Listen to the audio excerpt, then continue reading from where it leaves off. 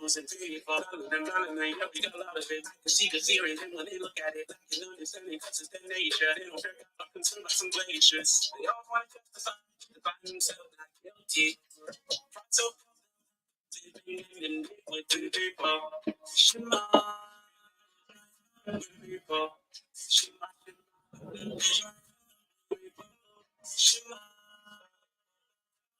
people,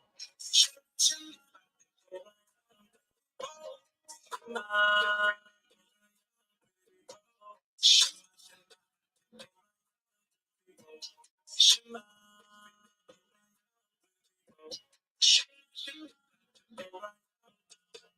we the people that they took. I think humble, I will not be shaken. My people are starting to wake up. Their minds need a shake up. They rewriting history. Watching they just forgery. It's all a conspiracy. So from our enemies, they feel our identities. Doesn't work without our heritage. Working in the field, see, and we can't get no settlements. So close and took it too far. On them people that resemble Gadar. Perpetual beliefs, they really hate us. But we quickly coming out of our people. Shema, people. Shema, Shema, Shema, people.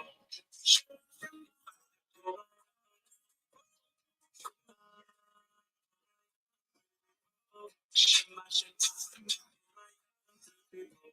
Shema, people. Shouts out to my people, miserable and straight hallelujahs. For 100 years, better let it move you. Messiah coming, better let it soothe you. Whoever knew we would be great. On the slave ships, we were stowaways. Never made sense that we were throwaways, but it makes sense we hit fadeaways. We stirring up ultimate power. The most high, get them hands high. It's running up ultimate hour. Same people here in that manner. We gotta get that bread. In the race line, carry no manners. It's the $2 in my hand. Grew up in wars, project burrows in the ghettos. Between us, there's always a war. Check out Kings and the Chronicles. Brothers overseas, same movie. Escape out of here, trying. Worship and praise out of our caves. Dancing is all in our hands. Shema, people.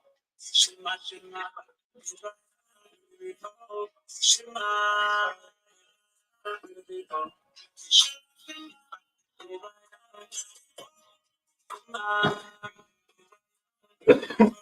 Shema, Shema, Shema, people. People. It's really going with people.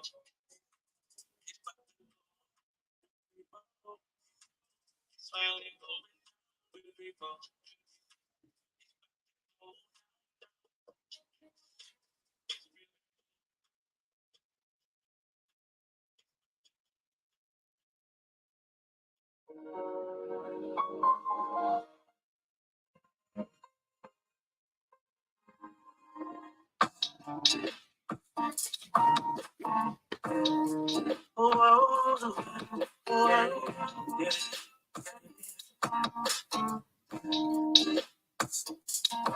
I gotta thank Yahweh for being the chosen seed of Israel. Here's the passion of the saints. Here I dedicate the commandments of the past and the faith of my shield. Oh, yeah. I gotta thank Yahweh for being the chosen seed of Israel. Here's the passion of the saints. Here I dedicate the commandments of the past and the faith of the Mashiach. Oh, yeah. Whoa. I'm here to encourage you, brothers and sisters. Trying to paint to you a better picture. Everything I say, I back it up with the scriptures. To get you out the matrix. It's been over 400 years of life. You gotta open up your eyes. Cause there's so many reasons we in captivity. You gotta flee from the heathen. There is hope in the future. Even though they try to do us in. But we live to fight another day. In your city, I could be praying for y'all. I said, thank you for being the chosen seed of Israel. Israel now. Here's a nation of the saints. Oh, here I can keep the commandments of the God, and the faith of Mashiach. Oh, yeah. I gotta thank God for being the chosen seed of Israel. Here's the nation of the saints. Here I can keep the commandments of the God, and the faith of the Mashiach.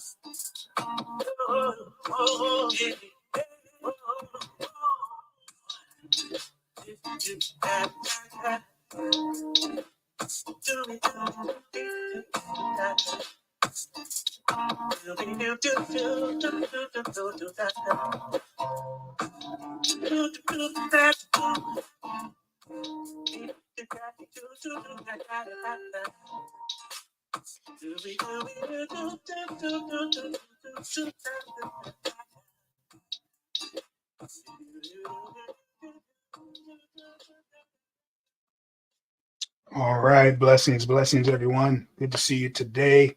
Shabbat shalom to you and your family too. We are super excited about today's opportunity and lesson to get into it today. We're going to continue with our lesson today from last week. We didn't quite finish it, so this is part 4. Continue that we didn't get a chance to finish last week, and so I am chomping at the bit, as they say, to get started. I pray that everyone is doing well. I pray that on this Shabbat, Abba Yah has given you shalom and peace, not just for you, but for you and your family as well. We're gonna jump right in, and I want you to do something for me. I want you to share this on your page. Go to our social media, go to Congregation Rehoboth, and I want you to thumb up the video and then share the live. Go to Congregation Rehoboth, thumb up the video and share the live. And then I want you to go to Henry Benz Jr., my page, and do the same thing. Thumb up the video and share the live as well. We definitely want to get this video out so that people can hear, people can take notes, people can critique. People will have an opportunity to, to really interact with the content. And so do me a favor, go to all of our social media platforms. I'll give you those. If you can't remember, this is one you probably are not aware of, but it's called The Bible's Voice, Underground Truth in an Opinionated World. The Bible's Voice, Underground Truth in an Opinionated World. That's one of my pages as well. Also, Learning Hebrew. It has like a brown stone with a an aleph and a tet. An aleph and a tet, so that you'll be able to see it. And it's called Learning Hebrew. If you can go ahead and go to that page as well, and thumb up the video and share the live there. Then also, we have another page. It's called simply Bible's Voice. Okay. If you can go to that particular page as well, thumb up the video and share live. We would greatly appreciate it. And so there's Bible's Voice, Henry Benz Jr., Learning Hebrew, the Bible's Voice, Underground Truth in an Opinionated World, and Congregation Rehoboth. And so that's 5 different platforms that we push this video out on, so that people will be able to see and hear what the word of Yah is celebrating and sharing. All right. And so if you can do that, then we have a sixth one. Oh, yes. On YouTube. You can go to YouTube and do the same thing for us there. And at YouTube, what you want to do is go to my channel at Bible's Voice and do the same thing. Thumb up the video and share the live. All right. And so Shabbat Shalom once again to everyone. Man, I'm so excited to get involved in and get into this lesson today, so that we can jump right in, y'all. Thank you for those of you who are joining the not the podcast, but the our celebration, our Shabbat celebration. If you could do me a favor, thumb up the video. Go ahead and thumb up the video and share this live. We would appreciate it. And we're going to get started. So turn with me in your Bibles to the book of Genesis. The book of Genesis. And we're going to go to chapter 1. You can see it on the screen, Genesis chapter 1. And we're going to look at verse 14 through 19. Excuse me, y'all. Genesis chapter 1, verse 14 through 19. Genesis chapter 1, verses 14 through 19. Oh, yes. And we're gonna jump right in. The word of Yah reads, "And God said, let there be lights in the firmament of the heaven to divide the day from the night, and let them be for," and here are 4 different purposes of those lights that divide the day from the night. Number 1, for signs. Okay. Number 1, for signs. Number 2, for seasons. And we looked at that word seasons last week and discovered that seasons meant Moedim. Okay. For signs and seasons, and which are Moedim. And also what he says, for days. Okay, so it's going to let us know when a day begins, when a day ends, and also for years. All right. Now, as far as looking at when a day begins or ends, Jeremiah says something very interesting. Jeremiah 31 and 35 says this.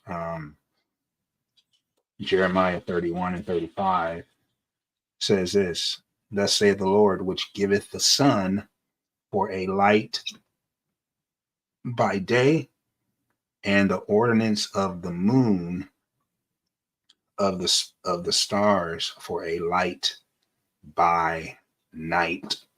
Okay, so we have the sun for the day, and we have the moon for a light by night. And this is something that Yeshua said. Yeshua said, don't you know that there's 12 hours in a day? 12 hours in daylight, 12 hours of daylight. And what they're doing, Jeremiah and Yeshua, they're echoing what Genesis says. Let's keep going.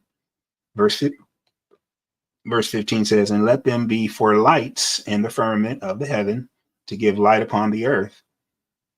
And it was so." Verse 16, "And God made 2 great lights, the greater light to rule the day. Now we know that greater light is the sun, and the lesser light to rule the night. We know that that light is the moon, because he said,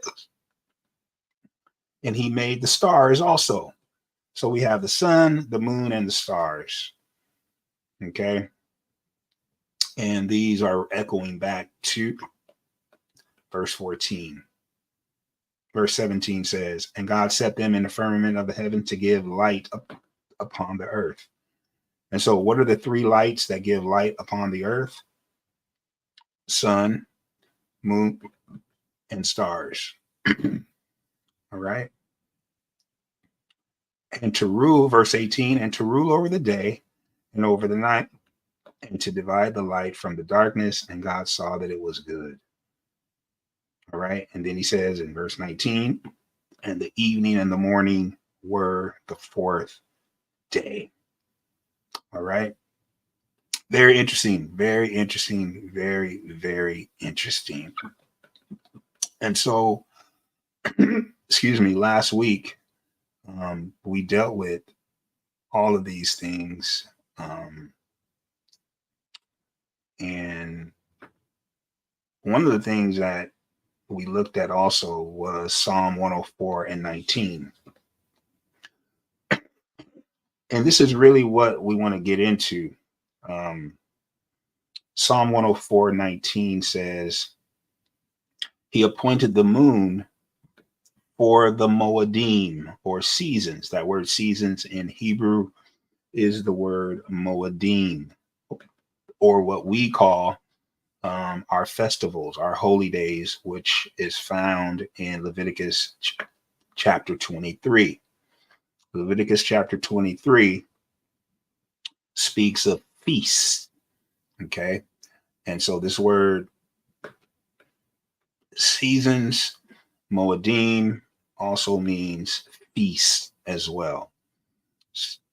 Leviticus 23 verses 2 and 3, it says, speaking to the children of Israel and saying to them concerning the feast of the Lord, which you shall proclaim to be holy convocations, even these are my feasts. Now, I want you to understand something really quick before we get into that. Let's just go to Leviticus 23, because I want to show you something about this particular verse. And one of the first feasts, or Moedim, or holy days, that is mentioned, and I didn't put it on my PowerPoint. That's why I got to go here to show you. So on the PowerPoint, y'all, it said verses 2 and 3, as you can see here. But I only gave you verse 2. So let's look at verse 3.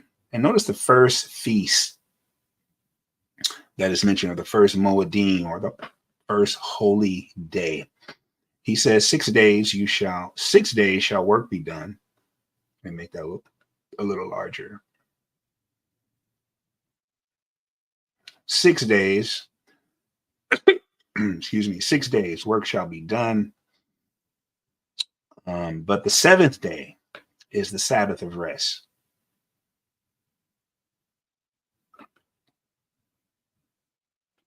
All right. So he says, 6 days shall work be done, but the seventh day is the Sabbath of rest. And holy convocation, you shall do no work therein. In other words, the work that he's referring to is, he's not saying, guys, that you can't clean up your house. If you spill something, or if the kids spill something, it doesn't mean that you got to wait until sundown to clean it up. Absolutely not. It doesn't mean you can't work in your yard. It doesn't mean you can't do anything like that. That word work in the Hebrew, malakah, is the word for working as employment. So let's prove that out. Shall do no work therein. Let's prove that. Let's prove that. Okay. So see this word that's highlighted in yellow. That word highlighted in yellow there is malakha. Malakha. Okay. And so what he's saying here is that we should not do any work on Shabbat. It's also here again, where he says, now I want you, I'm gonna highlight all of this. So he says here, call malacha lo. So let's deal with this statement. In the English, it says to do no work. All right. So call in the Hebrew simply means all. It's inclusive, all inclusive of everything, which means no. Like when you say no, we have no room, or we have no more of this or no more of that. It's inclusive of everything. So he says, call malacha.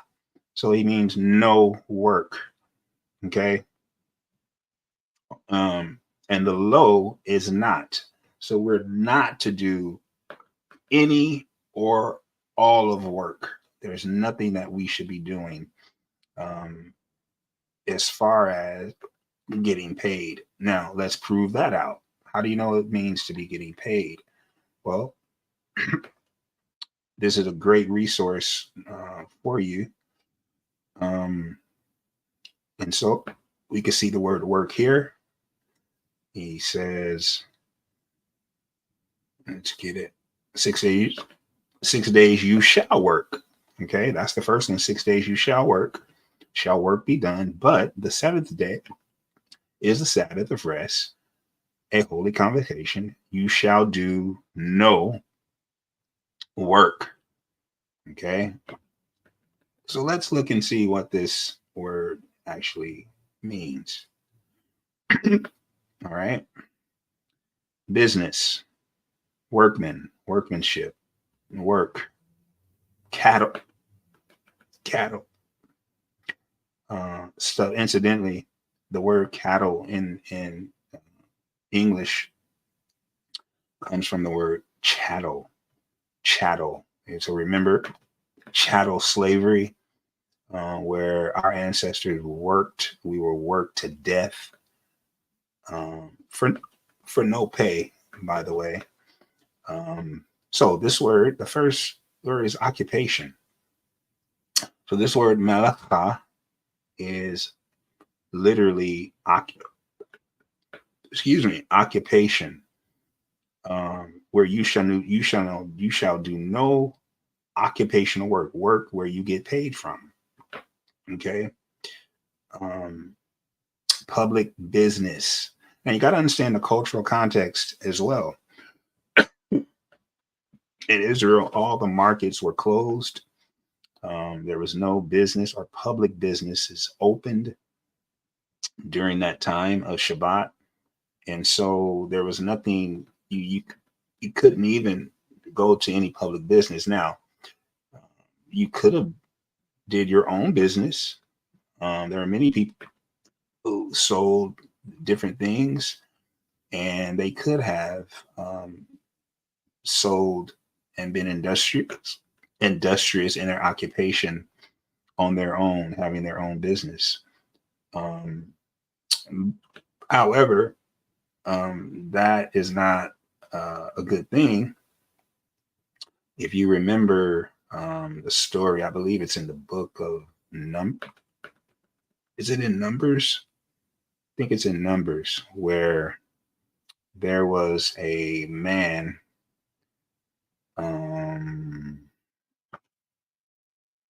Let's see.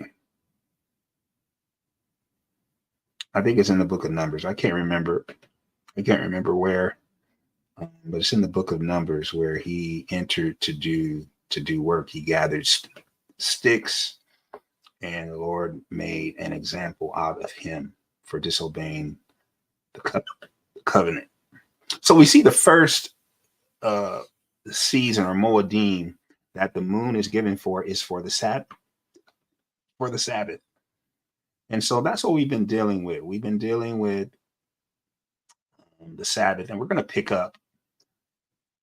We're going to pick up today with a continued part 4, the Shabbat controversy, our series. And we're dealing with today, for the first 2 lessons, we dealt with the T in T.R.E.A.D. So the title of the sermons are Tread Lightly. The first 2 lessons where we were dealing with the T, where we were talking about the teaching daddies. Where did this idea of Sunday worship come from? And so we said we trace the origins back to the church fathers. And very interesting lesson, because we showed how the origin of Sunday worship came from church fathers who were not discipled by apostles. Yeah. Church fathers who were not discipled by apostles. And those who kept the Shabbat on the 7th day were those church fathers who were discipled by apostles. And so, it's very important that when it comes to understanding the scriptures, that you are discipled by someone who is well versed, well knowledged, that has a close walk with Yeshua, that has integrity, that studies, that seriously studies. Not some Johnny come lately, not someone that woke up one day and said, you know what, I don't have a job, let me become a pastor. I heard there's good money in that. No, not by these charlatans, so to speak, and not by anyone who's not really into learning and studying. You got to be careful. You got to be careful, because they could be leading you down the wrong road. And we're looking at the E. We looked at the T. We skipped the R. We're going to come back to the R. This is a long series, y'all. But we're going to look at the E today, which exegete correctly, which is what many people do not do. And this is where misunderstandings come from. It comes from improperly pulling out of the text what's there. Now, what goes into pulling out of the text? It's not just the words and the meaning of those words and going to the Hebrew. That's essential. But it's also cultural context that we have to pull out. All right. It's also historical context that we pull out. Even in a lot of cases, we pull out the geographical location as well, because there are certain things that apply to Israel when they're in the land and when they're not in the land. Geographical exegesis. And so those 3, amongst others, are very, very important when it comes to properly exegeting the text. And we looked at a couple verses in Acts 20:7 and Colossians 2:16, where people use these verses, and also the church fathers use these verses to remember, the church fathers who were not discipled by the apostles, they use these verses to suggest that they teach Sunday worship. Thank you, Mom.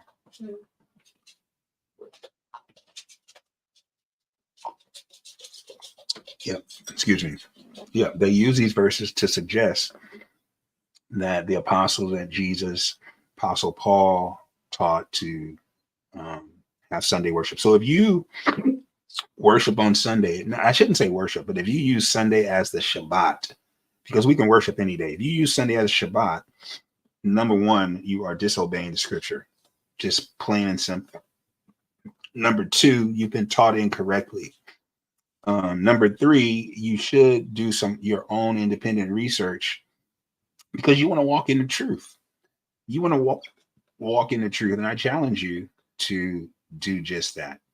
And so last week we left off dealing with the Julian and the Gregorian calendar.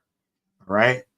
But there were some earlier calendars before the Julian, which is the calendar of Julius Caesar, which is a Roman calendar, and the later Gregorian calendar, which comes from Pope Gregory from the Catholic Church. And so we're going to be looking at earlier calendars before we get to the Julian and the Gregorian. Incidentally, does anyone know, if you can type it in the live stream in the chat, which calendar do we use today? Which calendar do we use today? Which one of those two? Which calendar do we use today? All right. And so that would be important to know because we're going to get into this history. All right. So let's look at what were the earlier calendars that we should consider before the Julian calendar. So let's look at the Julian calendar really quick so that we can just get a basic understanding. The Julian calendar was instituted by Julius Caesar in 46 BC. That means 46 years before the birth of Yeshua. It was a solar as opposed to a lunar calendar and was designed to align with the tropical year, which is the time it takes for the Earth to orbit the sun. So just remember, when you say another trip around the sun, what you are echoing, what you are referring to is a solar calendar, which comes from the Julian principle or Julian idea or concept that they are aligning themselves with the tropical year. That's what you're saying. Another trip around the sun. What you're referring, and you didn't even know it probably, is that what you are echoing is a Roman belief and timekeeping system. And so according to scholar Michelle Renee Salzman, in her book, The Making of Christian Aristocracy, Social and Religious Change in Western Roman Empire, she says this: the Julian calendar was invented. It was invented to replace the Roman calendar. All right. So there was a Roman calendar before the Julian calendar that had been in use for centuries. That earlier calendar relied on phases of the moon. That's a key concept. It relied on phases of the moon and the Roman priests' ability to predict them accurately.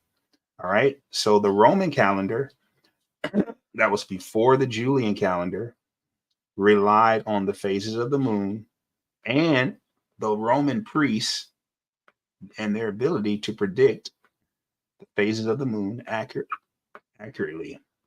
And so this is why the Julian calendar was invented, because they couldn't rely on the Roman priests to accurately predict the phases of the moon.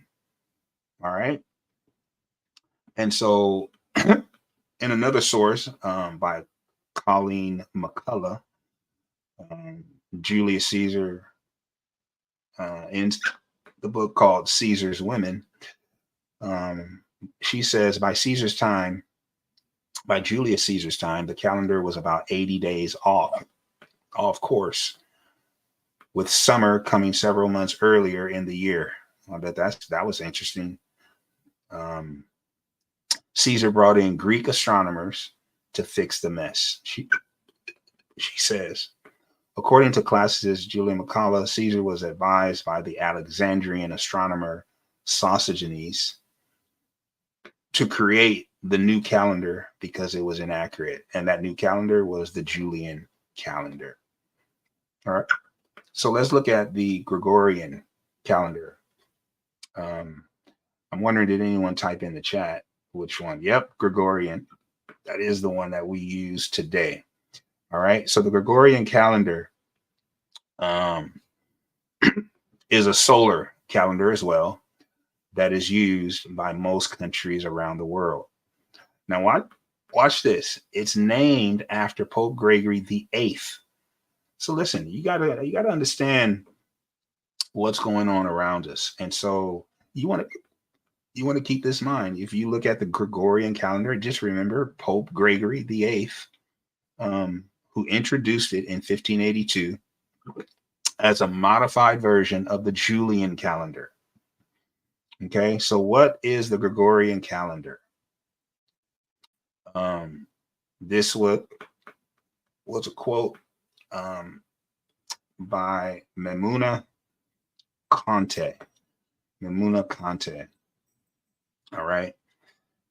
This was his quote saying the Gregorian calendar is a solar calendar used by most countries around the world.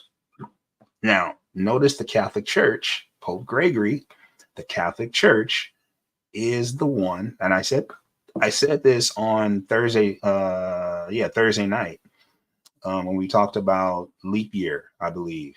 The United States does not control. You think the United States controls the calendar and times, but according to Daniel chapter 7, and what verse was that? 25, y'all. Daniel 7 and 25. What did we read last time? Daniel 7:25 out of the Roman Empire. And then we said this in 23, we said the fourth beast shall be the fourth kingdom upon the earth. And we looked at those four kingdoms, didn't we? What was the four kingdoms after Egypt? Babylon, Medo-Persia, Greece, and Rome. The fourth kingdom upon the earth. And look what this fourth kingdom is going to do. This fourth king or ruler from this fourth empire will do. Verse 25. And he shall speak great things or great words against the Most High, and shall wear out the saints of the Most High. And here it is. And think to change times and laws, and they shall be given into his hand until a time and times and the dividing of time. Okay, so he's going to change times and laws, and that's exactly what this Pope out of the Catholic Church, the Roman Catholic Church, has done. And we are currently using their calendar, I should say, today, not just in the United States, but around the world. All right. The Gregorian calendar is based on a 365-day year divided into 12 months, with each month having an irregular length. 11 months have 30 or 31 days, with February being the exception. The Gregorian calendar time date by Vigdis Hawken. Sorry, this was his quote here. You can actually click on this source that will give you what he thought. All right. So let's look at a timeline showing the development of early calendars leading up to the introduction of the Julian calendar. Remember, we said there were some calendars before. Now, some of you are thinking like, man, you haven't talked about any scripture. Yes, I have. I've laid a foundation showing that the calendar that the Most High goes by is a lunar calendar. All the calendars that we've just been introduced to or talked about, they were solar calendars. In other words, these are not the calendars of the Most High. And so, yes, I am going into history because it takes studying history of the ideas that are found in the scripture to lead us to an understanding of of what the scriptures are saying. And so, yes, we are getting a history lesson today. Shalom and blessing. All right. So let's look at this timeline. So-called Middle Eastern calendars. I hate that phrase because who determines the middle?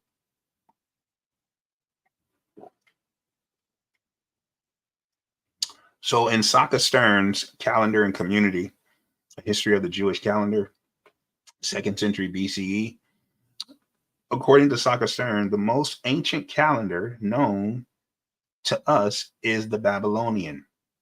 I should say Sumerian because, listen, Babylonian is a modern term.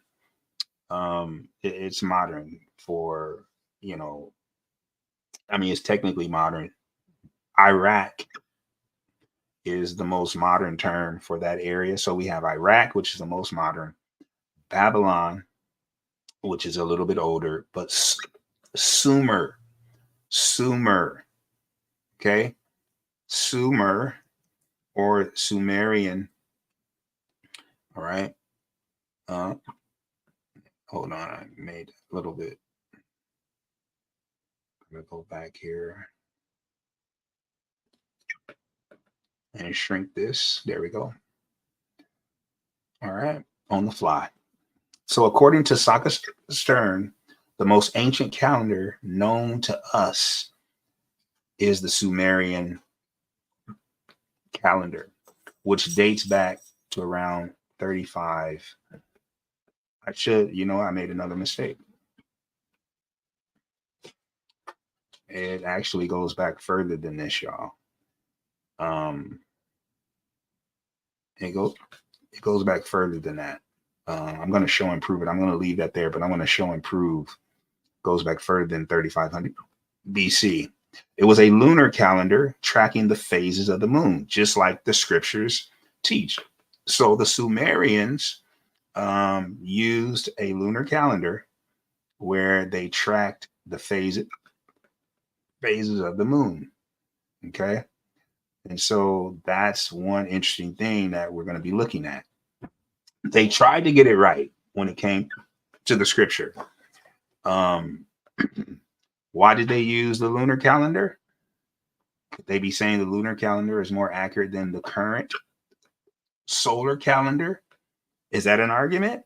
Is that an idea that we can consider? That these Roman calendars could be off because they're using a different method than the Most High did. That's something you got to consider. Since they are using a different method of calculating time, calculating the days, the months, the years, could the Gregorian calendar be off as it compares to the lunar calendar? All right, we're going to look at that. We're going to be looking at that. All right, and here is a copy of a Sumerian calendar. It's called the Venus. It's called the Venus tablet. Hold on, let me change the order of that.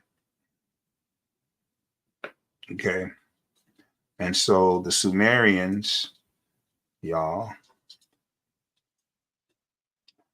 the Sumerians use what is called the Venus tablet of Amasaduka.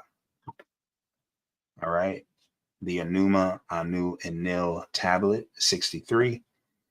The record of astronomical positions of Venus as preserved in numerous cuneiform. That's a very interesting language, ancient language, like Hebrew. That, man, I would love to learn.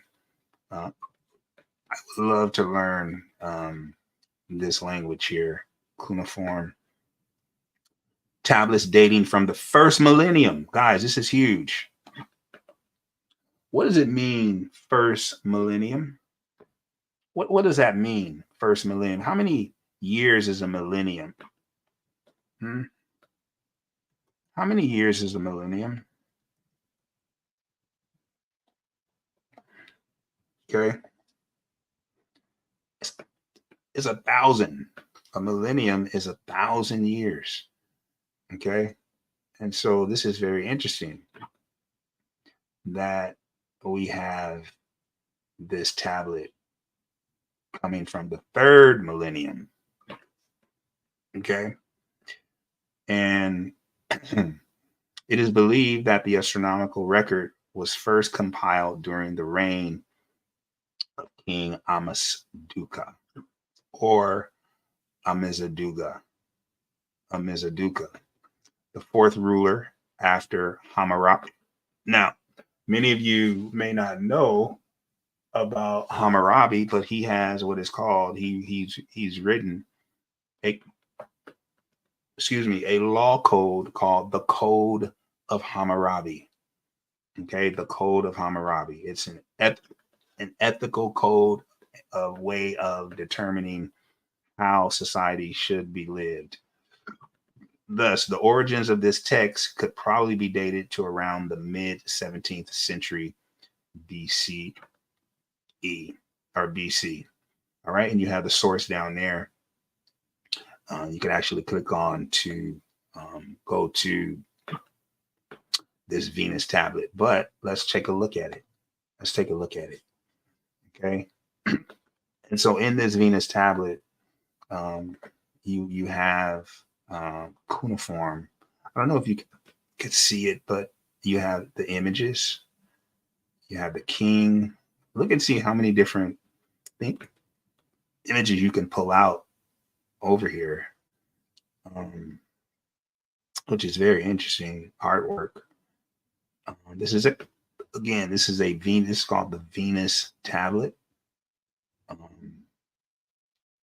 which is very interesting. These lines over all the way here to the left are the inscriptions in cuneiform, okay, which I have not yet to study, but I am interested in knowing about it.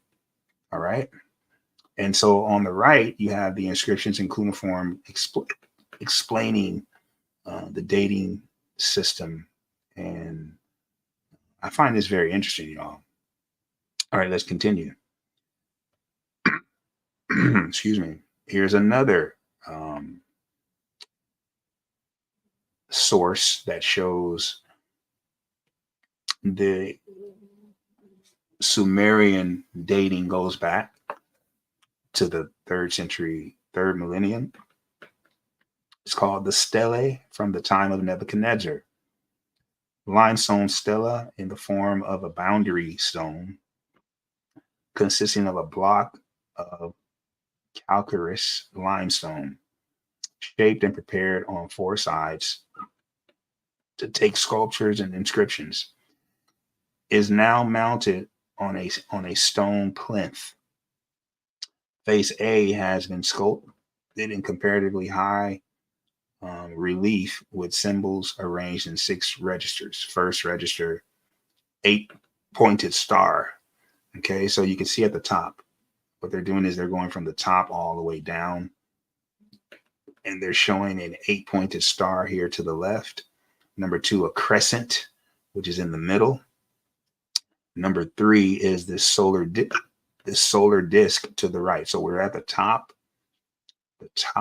of this stone or stele, and from left to right we have the 8-pointed star, we have the crescent, and we have the solar disk.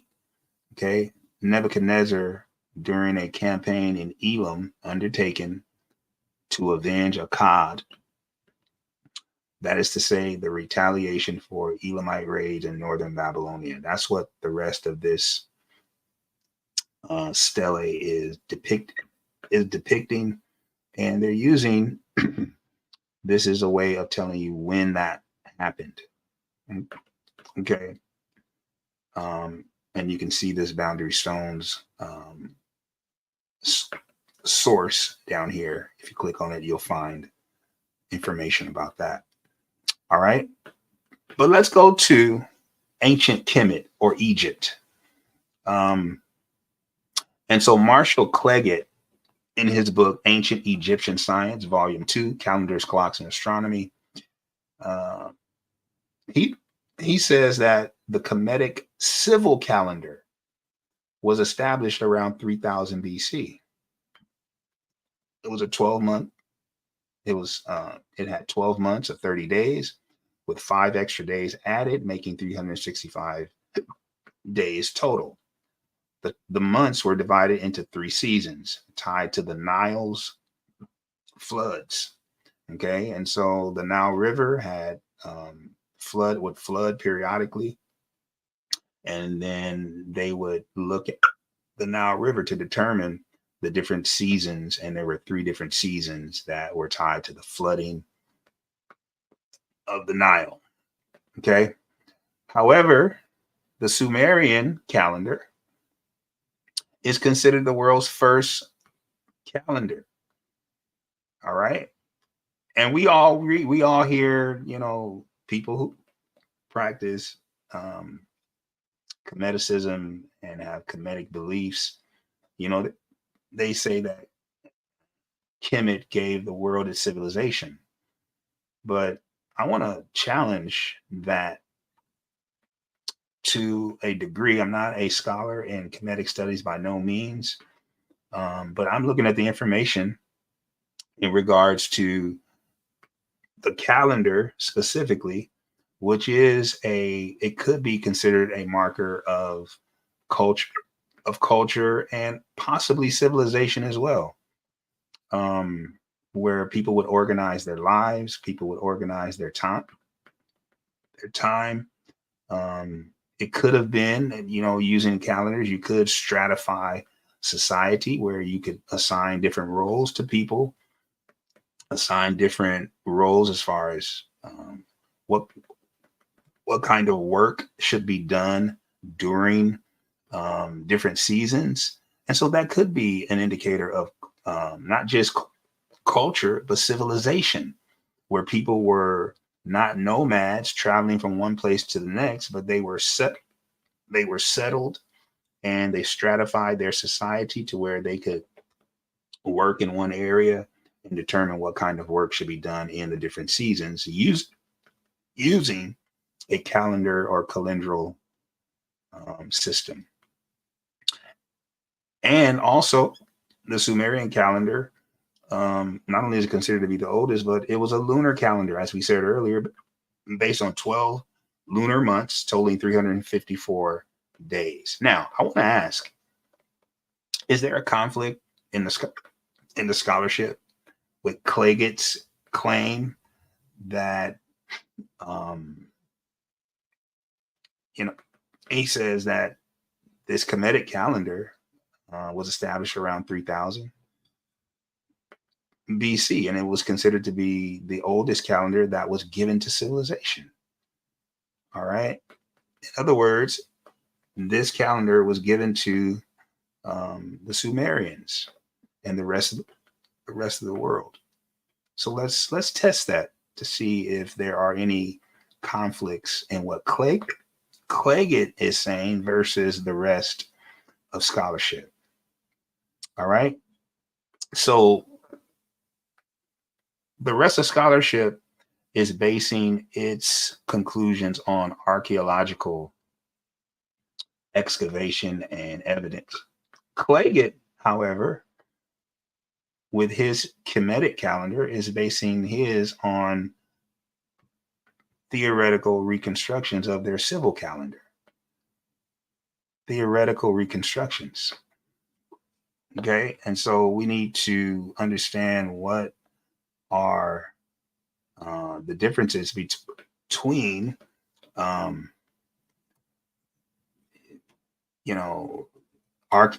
archaeological versus theoretical reconstructions. Okay, I would tend to lean on the fact that archaeology is more reliable. And so reconstruction, theoretical reconstruction, guys, is a branch of anthropology.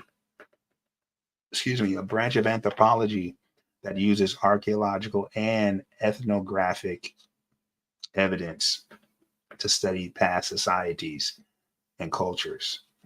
Okay. And so we definitely need to consider which one is more reliable. And so let's take a look. Well, the Sumerian calendar is based on this one archaeological piece called the Weld Blundell Prism, and it is on a list of the Sumerian Sumerian kings list. And you can read that at this link here, the Sumerian kings list, and I'll just pull it up for you. You can see here where it gives you all this information, an overview of the Weld Blundell Prism. I guess these two gentlemen found it, the two archaeologists that found it. And yeah, you can definitely read about this. And so it's very interesting stuff to really consider.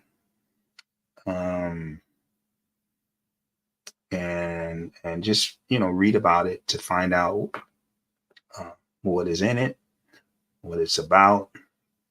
But they're saying that this is one of the oldest compared to the Kemetic calendar.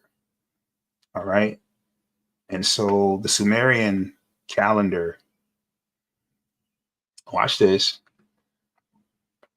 it dates back to the origins of this Sumerian calendar to the 27th century BCE.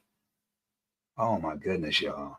27th century BCE or earlier, based on the archaeological evidence like the Weld Blundell Prism and clay tablets. This would make the Sumerian calendar several centuries older than the Kemetic or the Egyptian calendar. Okay. And so in this particular book, the Sumerians,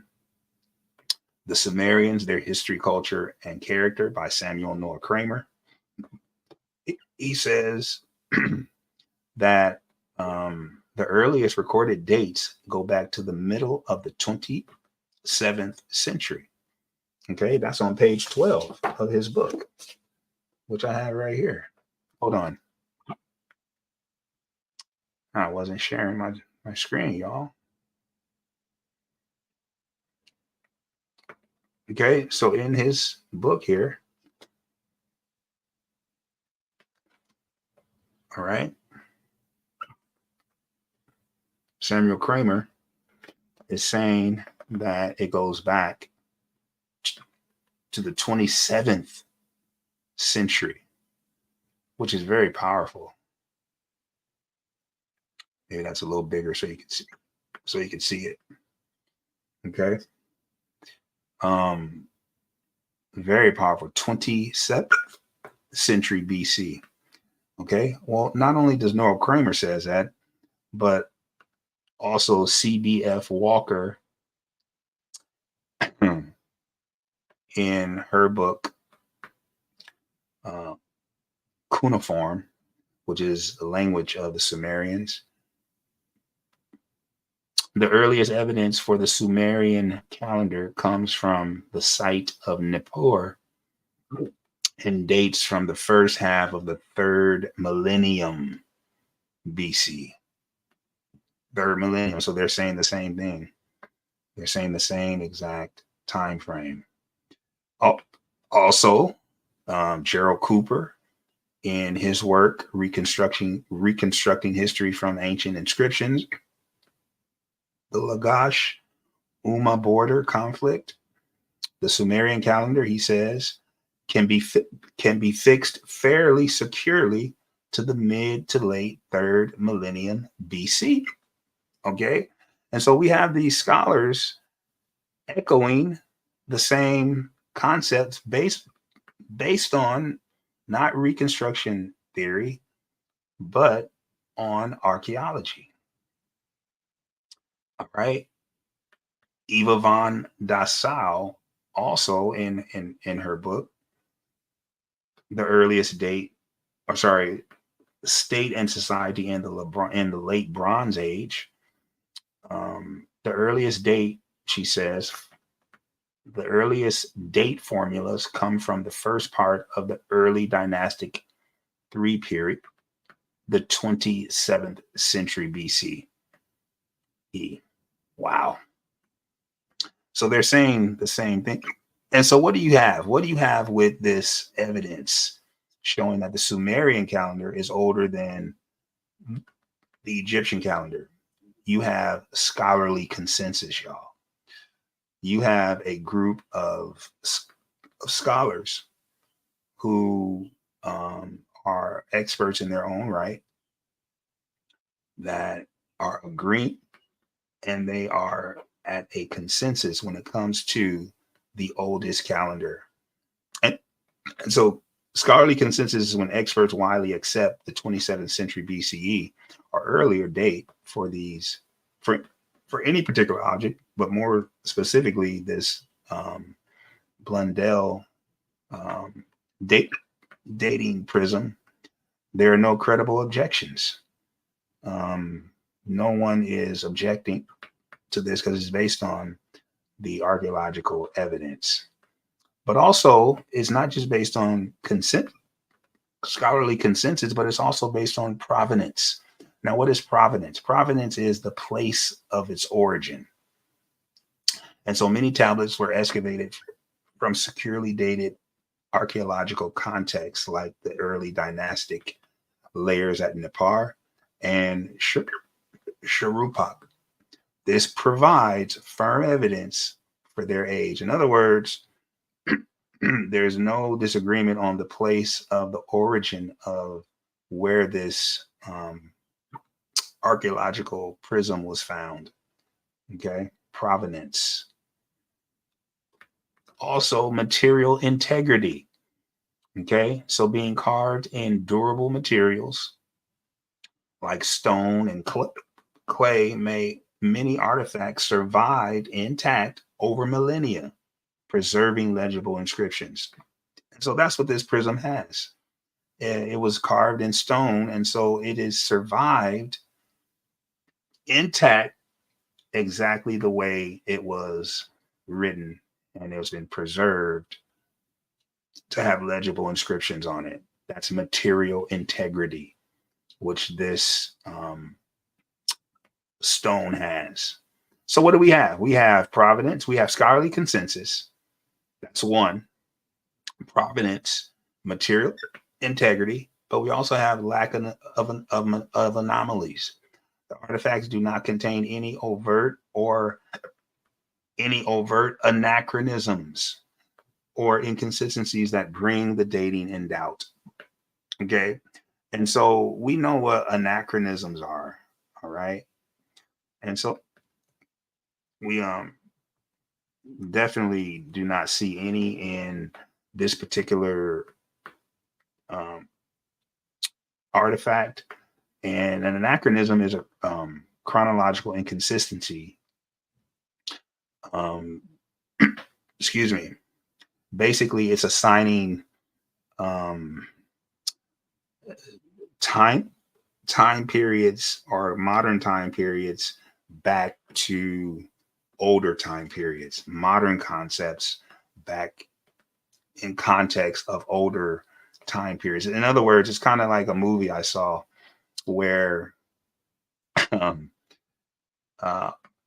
what movie was that? I think it was an Eddie Murphy movie or something like that, where he was in an old ancient time and his cell phone rang.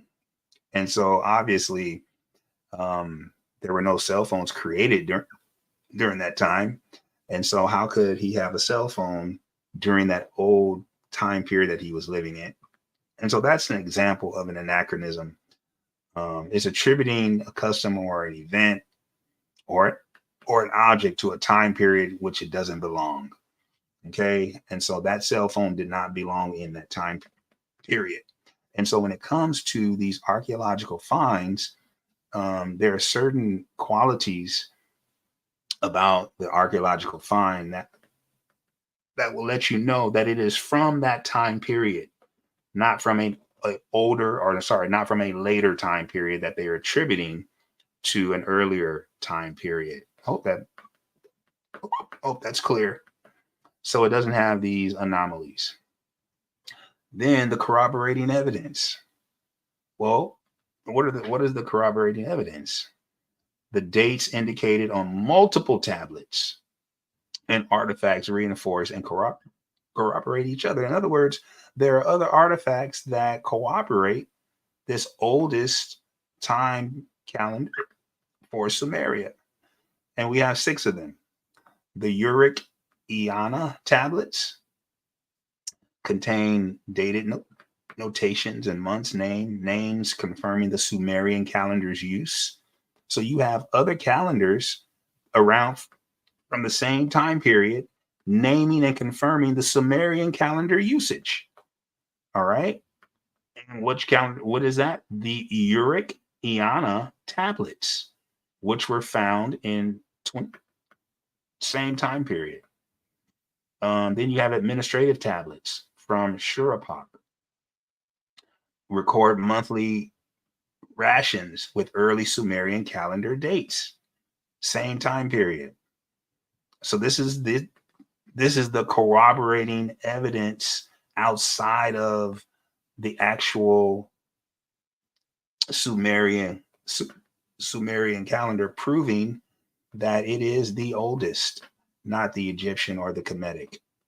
Then you have early dynastic tablets from Nippur from 2500 to 2300 BCE, which is older than 2000 BCE for the Egyptian calendar. It provides some of the earliest dated documents inscribed with the Sumerian calendar, all confirming that this Sumerian calendar is the oldest. You have other documents, reliable archaeological documents that were found that prove the Sumerian calendar is older. What do we have for the Egyptian calendar? What other corroborating evidence do we have? Then let's continue. Here's 3 more. Inscriptions on statues, like the statue of Gudea from Lagash. It depicts months, names, and numbers that correlate to the Sumerian calendar structure. Also, the Tumul inscription records the construction of a temple with months, dates that align with the Sumerian calendar system. The Tumul inscription. Then you have the cuneiform tablets from Ebla in Syria. They contain West Semitic month names that correlate with Sumerian calendar months. And that's from 2500 to 2250 BCE. Excuse me, all corroborating that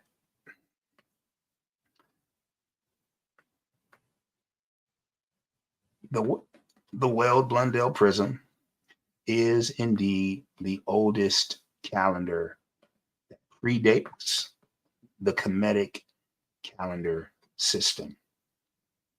Therefore, showing that if calendar systems is a marker of civilization, definitely culture,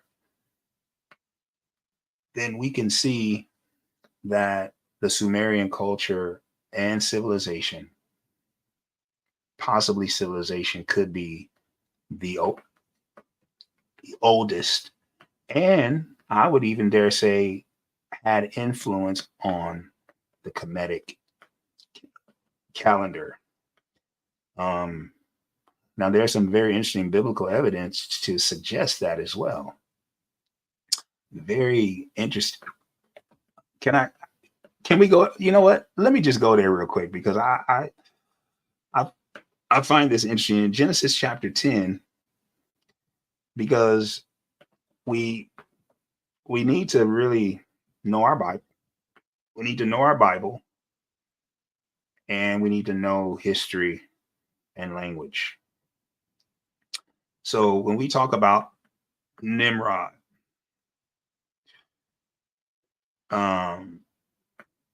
and Cush begot Nimrod. We know that Cush is from Ham. So verse 6, and the sons of Ham were Cush, Mizraim, and Put, and Canaan. I'm not sure if the list is suggesting the order of the births. Not sure about that. But Cush is definitely mentioned first.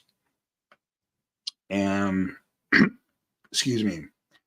And then it says in verse 8, and Cush begot Nimrod.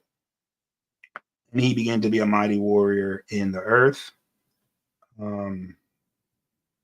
But notice what it says here.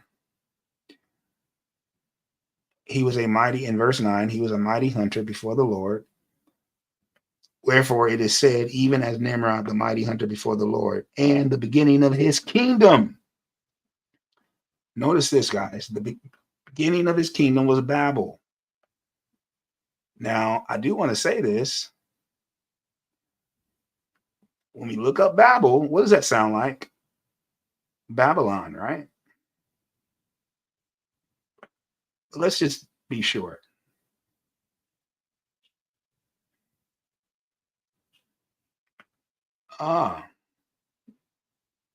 The beginning of his kingdom was Babel. The word Babel, it could be Babylon as well. Okay. Babel or Babylon, the ancient site or capital of Babylonia, situated on the Euphrates. Remember the Tigris and Euphrates river? Excuse me. This is interesting because remember we said earlier that Babylon, there's an older name for Babylon. Does anyone remember what is the older name for Babylon? So we have Iraq, we have Babylon, and then what was that older name for Babylon, the same area? Yes, Sumer. So what we can actually do is say for Nimrod, we could say the beginning of his kingdom was Sumer. In the land of Shinar. Now let's look at Shinar. Excuse me, Shinar. Let's look at that. The land of Shinar. Okay. Look at this. Shinar, country of two rivers. Which rivers are those? Tigris and Euphrates. The ancient name for the territory later known as Babylonia or Sumer or Chaldea. Now, who was from the land of Chaldea? Who do we know from that area? Of the Chaldees. Who was from that area? This is getting interesting. This is getting interesting indeed because we see that Nimrod, the beginning of his kingdom, was in the same area that, excuse me, the same area of Sumer, which goes all the way back to Genesis chapter 10. And then watch this. Out of that land went forth Ashur and build Nineveh. So wait a minute. If Nimrod built Babel, Erech, Akkad, Calneh in the land of Shinar, it says out of that land went forth Ashur and built Nineveh. So let's do some real study. And let's look at different Bibles in their translations and see what they say. And out of that land went forth Ashur From that land, he went to Assyria. Oh, who is he? And built Nineveh. Uh-oh. From there, he expanded his territory to Assyria. From that land, he went to Assyria. From that land, he went into Assyria. From that land, he went into Assyria. Keep saying from that land he went into. Who is the he that's being referred to? That's being referred to here.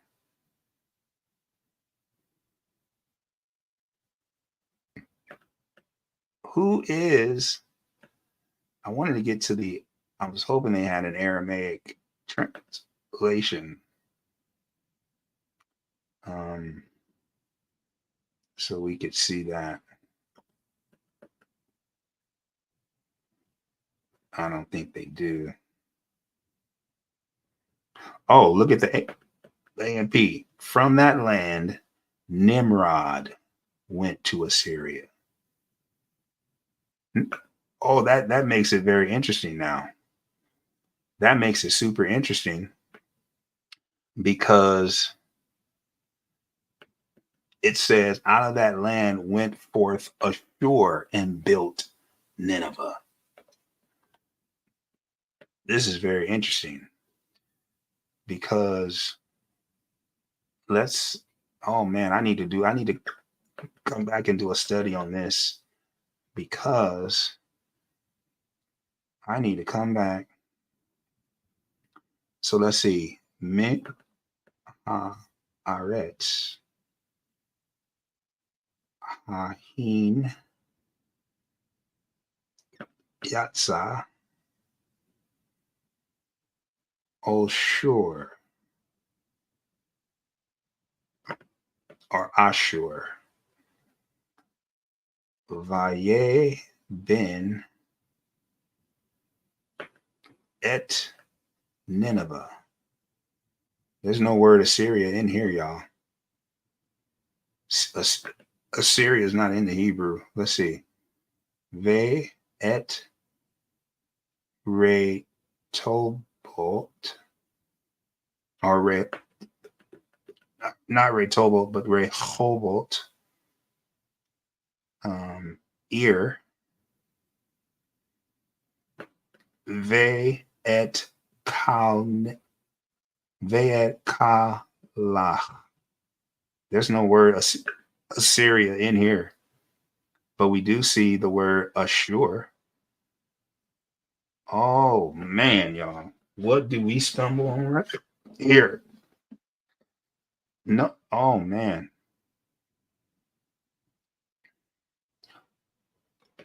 Ashur, and out of that land went forth Ashur. So we gotta. Okay, let's see what this word Ashur means.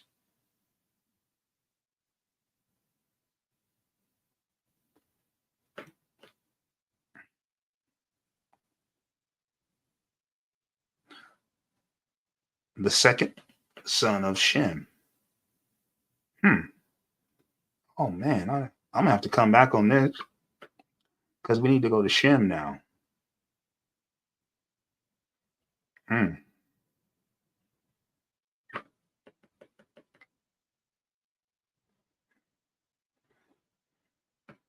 Here we go. The children of Shem, Elam, and Ashur.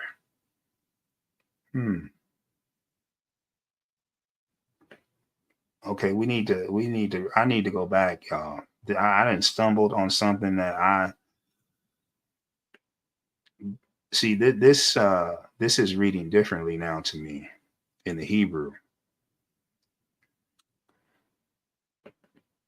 See, this is oh yes. Verse 11, and this he is referring to Ashur, built Nineveh. And out of that land went forth Ashur. He went forth and he built Nineveh. And we know that Nimrod is being referred to as Ashur.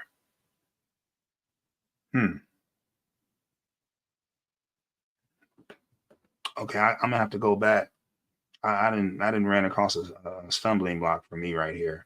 It's not really a stumbling block in a negative way, but it's an interesting stumbling block that I'm gonna have to really look at. All right.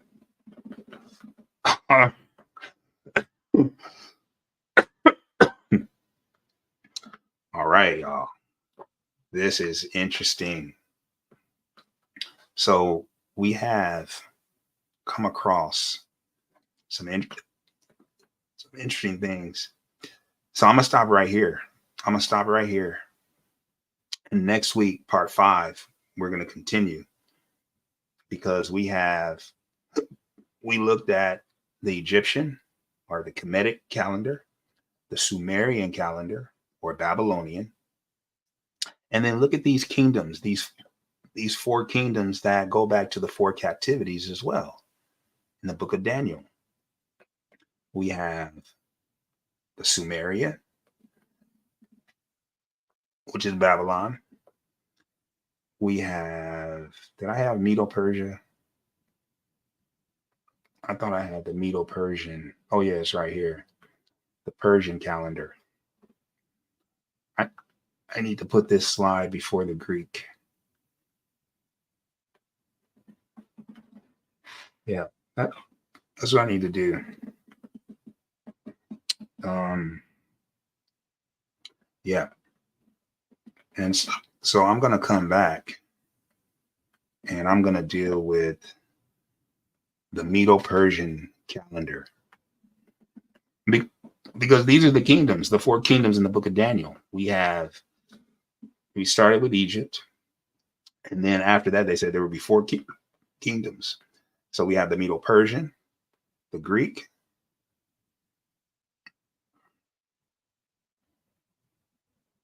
and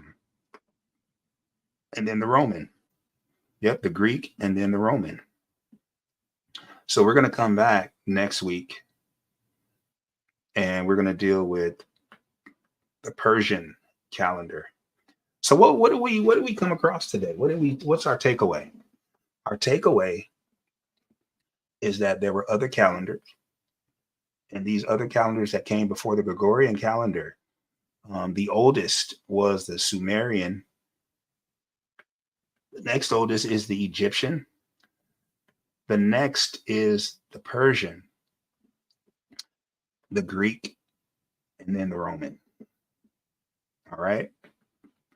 And so next week, we're going to start right here with a little brief recap, and we will hopefully finish up. Are there any questions? Anything anyone would like to share? Challenge? Well, Shabbat Shalom. I hope you and pray that you got something out of, and we're getting somewhere. We're getting to this final question that I'm going to be dealing with. Okay. Which is right here. Were there any variations in the weekday structure and weekly cycles across different cultures in the ancient world? In other words, has our structure of Sunday, Monday, Tuesday, Wednesday, Thursday, Friday, Saturday, has that always been the structure from the Creator, from the Most High? That's where we're ultimately going. So join us back next week as we dive into this Shabbat controversy. Shabbat Shalom to you. Blessings.